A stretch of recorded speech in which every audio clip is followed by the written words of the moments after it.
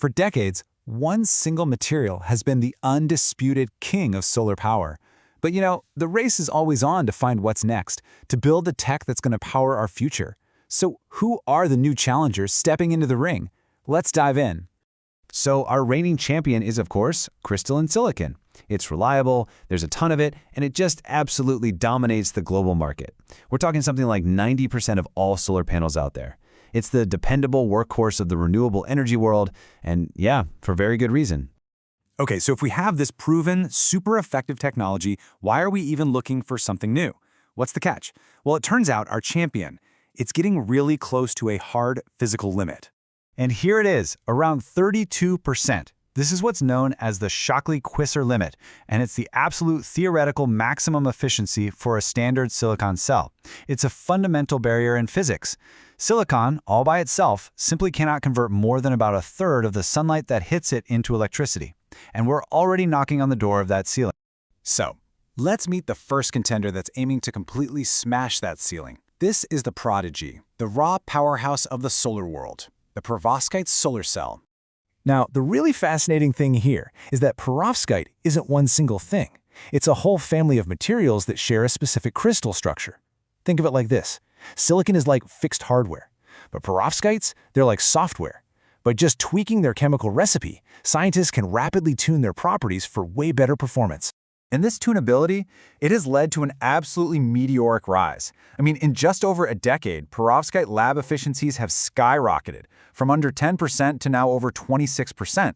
They're now rivaling the very best silicon cells that took decades and decades to develop. The speed of this improvement is just, well, it's completely unprecedented in solar research.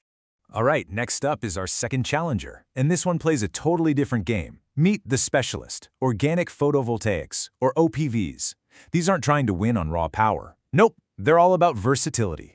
So how do these things even work? Well, it's a fundamentally different physical process than silicon.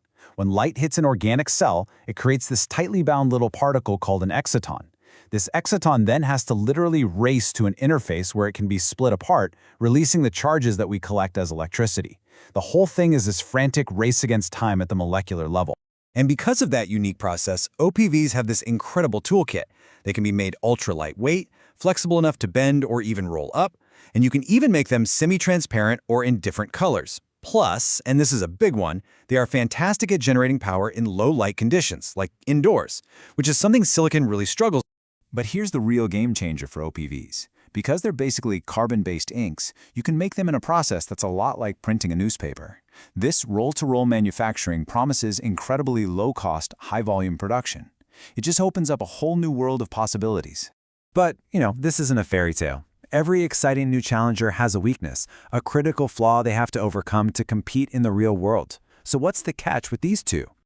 For all their power, perovskites have a massive flaw. They're notoriously unstable.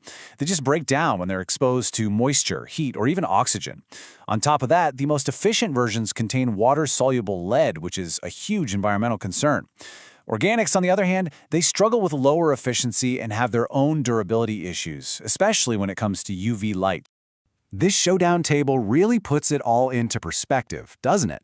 Silicon is the king of reliability. That's its superpower. Perovskites are the efficiency champions with massive cost potential, but they've got those big stability and toxicity challenges. And organics are the specialists, trading that raw power for an unbeatable advantage in form factor, where you can put them. Each one has a really clear role. But what if the story isn't about one of these challengers defeating silicon? What if the real breakthrough, the real story, comes not from a fight, but from an alliance? This is called the tandem strategy. You start with a standard silicon cell, but then you place a specially designed semi-transparent perovskite cell right on top of it.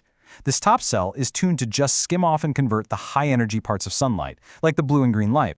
Then, all the lower-energy light, all the reds and the infrareds, it just passes straight through that perovskite layer and gets captured by the silicon cell underneath, which is perfectly suited to convert exactly that part of the spectrum. Essentially, they tag-team the sunlight, each one taking the part it's best at converting. It's brilliant! And by working together, these two materials do something that neither one of them could ever do alone. They don't just bend that old efficiency limit, they absolutely shatter it.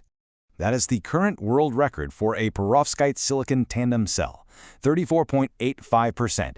That is a massive leap beyond what silicon could ever hope to achieve on its own, and it pretty much proves that this hybrid approach is the future of high-performance solar. And hey, this isn't just happening in a lab somewhere. Companies like Oxford PV are already making commercial tandem modules that are significantly more powerful than the standard silicon panels you can go out and buy today. What does that mean for you? It means more power from the exact same amount of rooftop space. So what about our specialists, the organic cells? Well, they find their success by not even competing head-on. Instead, they're creating entirely new arenas for solar power. We're talking about power-generating windows, smart building materials, self-powered sensors for the Internet of Things, even wearables. So after seeing all these new technologies, what's the big picture here? What does all this really mean for the future of energy? Well, the key takeaway is this. The era of one single material dominating the world of solar, it's ending. The future is going to be a diverse ecosystem. We'll have silicon supercharged by Perovskite tandems for our big solar farms and our rooftops, and then we'll have flexible organic cells integrated into the very fabric of our buildings and our devices. It really leaves you with a fascinating thought, right? Instead of just looking through our windows, what if we start looking at a future that's literally powered by them? The possibilities? Well, they're really just beginning to unfold.